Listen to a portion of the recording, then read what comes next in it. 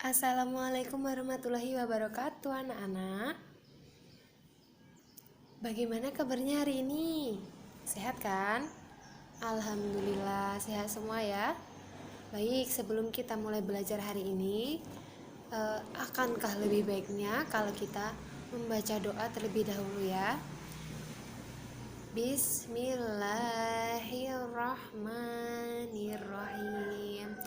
Raditu billahi robba wa bil islami dina wa bil muhammadin nabiyya wa rasulah. Rabbi zidni ilmah warzuqni fahmah. Amin. Alhamdulillah. Ada yang belum sarapan ini di sini? Loh, kenapa Bintang kok belum sarapan? Oh, karena kesiangan. Oke, berarti lain kali bangunnya harus lebih pagi lagi ya, biar nggak kesiangan. Biar bisa sarapan, biar semangat belajarnya, biar nggak lemes, oke? Oke, pinter. Baik, di sini Ibu akan mengabsen terlebih dahulu ya. Yang pertama, Fadil Ananda Saputra. Ya. Yang kedua, Sanum Ayudia ada?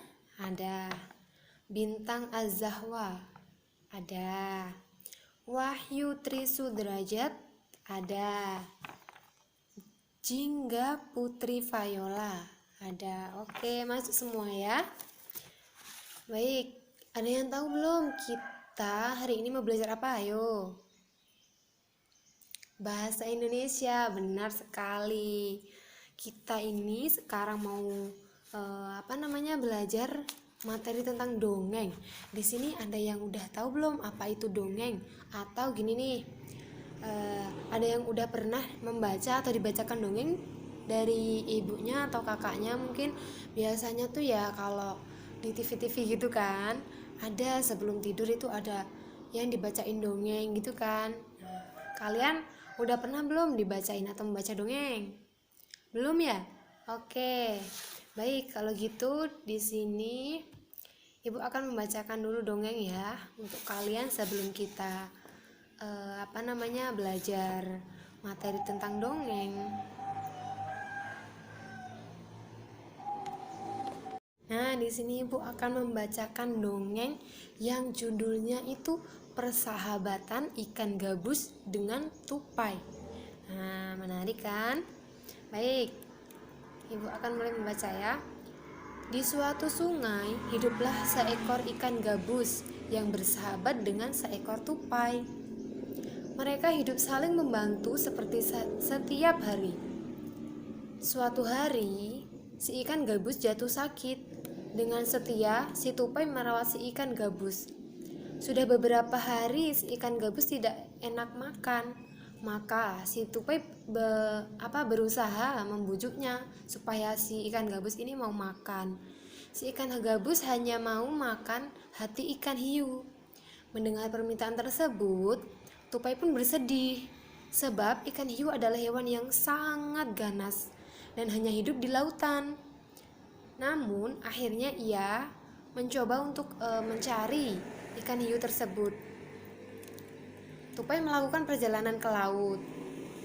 Ia meloncat-loncat dari satu pohon ke pohon yang lain, hingga sampai pada sebatang pohon kelapa yang batangnya menjorok ke laut. Karena lelah, ia pun melubangi sebutir biji kelapa yang masih menempel pada pohon dan meminum isi dari buah kelapa tersebut. Setelah airnya habis, ia pun masuk ke dalam kelapa tersebut. Tak lama kemudian, buah kelapa itu terlepas dari tangkainya yang tercebur ke laut. Singkat cerita, buah kelapa itu berada di tengah laut. Tiba-tiba datanglah seekor ikan hiu besar sekali. Dengan segera ia menelan biji kelapa tersebut. Setelah berada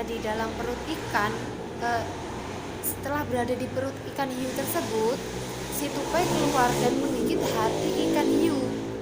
Nah, karena kesakitan, ikan hiu pun menggelepar. Itu tuh maksudnya ikan hiu tuh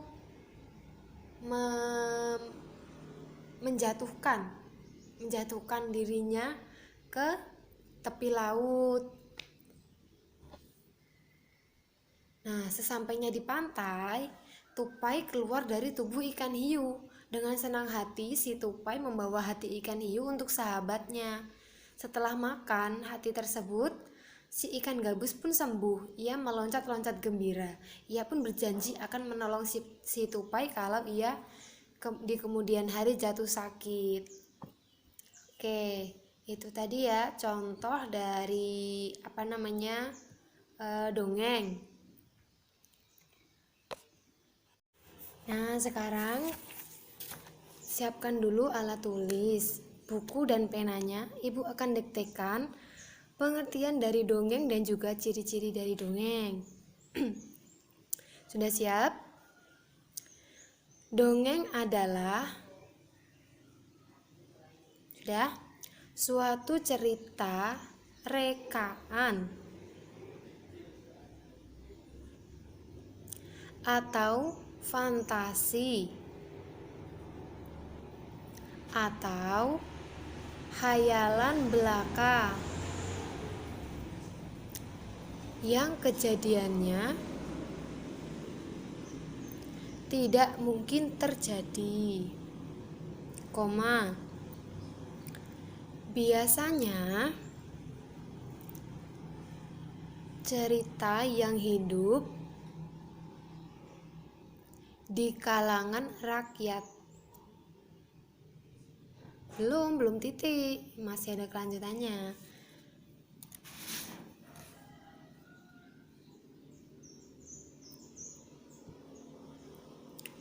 Yang disajikan dalam bentuk lisan,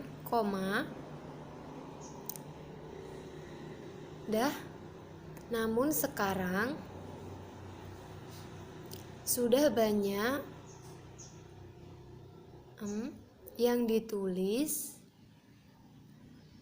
dan dibukukan, titik. Sekarang ciri-ciri dari dongeng bawahnya ya. Ciri-ciri dongeng titik 2. 1. Alur sederhana. 2. Singkat. 3. Tokoh tidak diurai secara rinci. 4. Penceritaan lisan. 5. Pesan dan tema ditulis dalam cerita. Yang terakhir, pendahuluan singkat. Sudah? Dan langsung.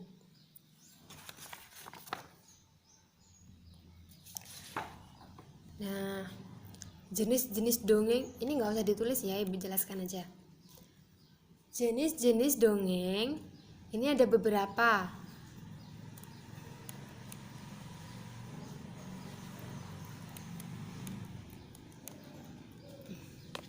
Nah, jenis-jenis dongeng ini ada berbagai macam. Yang pertama itu legenda. Legenda itu dongeng yang menceritakan tentang asal mula terjadinya suatu tempat, gunung, dan sebagainya. Kemudian ada myth, tulisannya mite, kita bacanya myth ya. Myth itu adalah dongeng yang bercerita tentang dunia dewa-dewa dan berkaitan dengan kepercayaan masyarakat. Misalnya Sri dan Nyi Roro Kidul. Nah, itu pasti ada yang udah pernah dengar, kan? Kemudian ada fabel. Dongeng ini merupakan cerita tentang kehidupan binatang yang digambarkan dan bisa berbicara seperti manusia, bersifat bersifat sindiran ataupun kiasan. Contohnya seperti dongeng si kancil, dongeng kata hendak jadi lembu, tupai dan ikan gabus. Yang barusan tadi ibu bacakan yang dongeng apa tadi? Persahabatan ikan gabus dengan tupai. Nah, itu termasuk ke dalam dongeng fabel. Kemudian ada dongeng pelipur lara. Nah, dongeng pelipur lara ini biasanya disajikan sebagai pengisi waktu istirahat, dibawakan secara romantis, penuh humor dan juga sangat menarik. Contohnya itu ada di Jawa Timur, terkenal dengan tukang kentrung, dan juga dari Sumatera Barat itu ada apa namanya itu juru pantun ya. Kemudian ada lagi dongeng dari cerita rakyat. Nah, pada umumnya itu dongeng cerita rakyat itu yang terkait dengan cerita rakyat yang diciptakan dengan suatu misi pendidikan yang penting bagi dunia anak-anak. Seperti kalian ini, misalnya kisah si Malin Kundang, bawang merah dan bawang putih, dan juga timun emas. Nah, itu tadi beberapa jenis dongeng ya.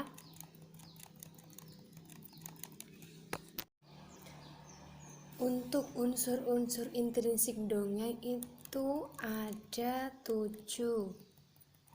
Bisa dibuka buku temanya ya, halaman 9.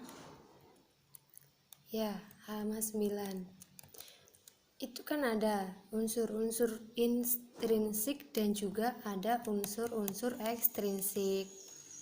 Untuk unsur intrinsik ini ada 7. Coba Fadil sebutkan.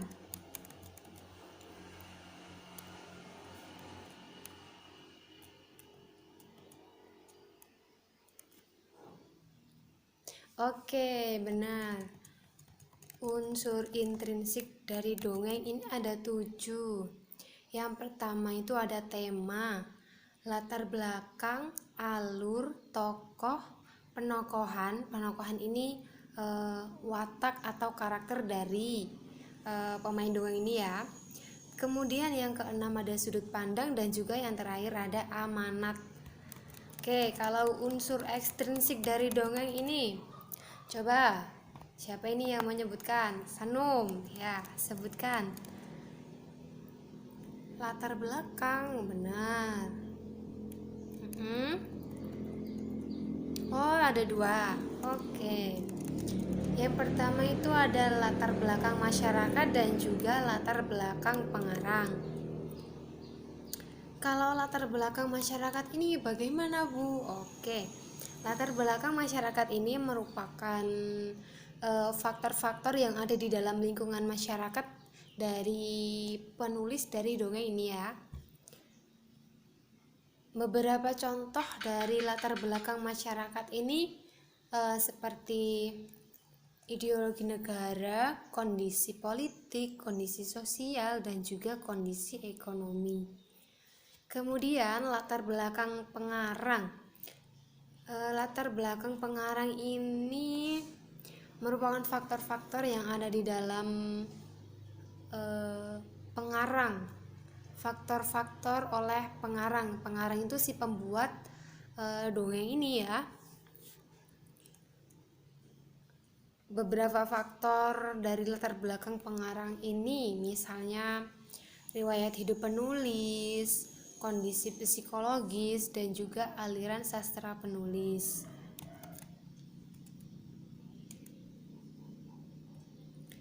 Ciri-ciri dongeng yang benar itu ada berapa? Ada 5, benar. 6. Ada 6. Yang pertama itu diceritakan dengan alur yang sederhana. Yang kedua, alur cerita singkat dan juga cepat. Yang ketiga, ada tokoh yang tidak diceritakan secara detail. Misalkan hanya disebutkan namanya saja, atau sifatnya saja begitu. Kemudian ada peristiwa yang di dalamnya kebanyakan fiktif atau khayalan. Memang dongeng ini memang ceritanya itu cerita dari karangan dari seorang penulis, bukan. Ada sebagian dongeng itu yang merupakan cerita fakta, ada juga yang cuma khayalan dari seorang penulis. Kemudian ditulis dengan gaya pencitraan secara lisan. Maksudnya ini cerita dari dongeng ini nih diceritakan, tidak dituliskan dalam dongengnya, cuma maksudnya ini watak dari misalkan si pemain, misalkan antagonis atau protagonis. Nah, itu tuh cuma disebutkan oleh penulis begitu ya. Kemudian ada lebih menekankan pada bagian isi atau peristiwa. Baik, sudah jelas bagaimana dan apa itu dongeng.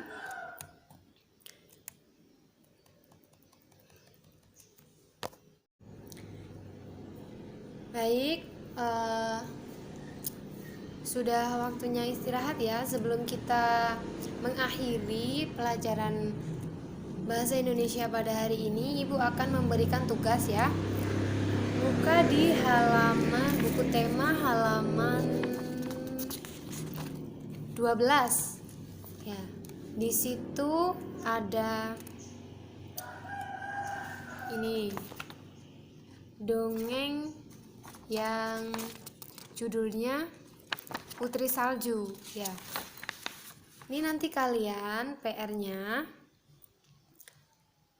membuat makna yang terkandung di dalam dongeng Putri Salju ini ya, dikumpulkan besok pertemuan selanjutnya. Oke. Sebelum kita mengakhiri pelajaran pada hari ini, marilah kita mengucap alhamdulillah terlebih dahulu. Alhamdulillahirabbil alamin. Baik, sekarang yang tadi belum sarapan sekarang sudah boleh sarapan di kantin. Oke. Baik, Ibu akhiri. Wassalamualaikum warahmatullahi wabarakatuh.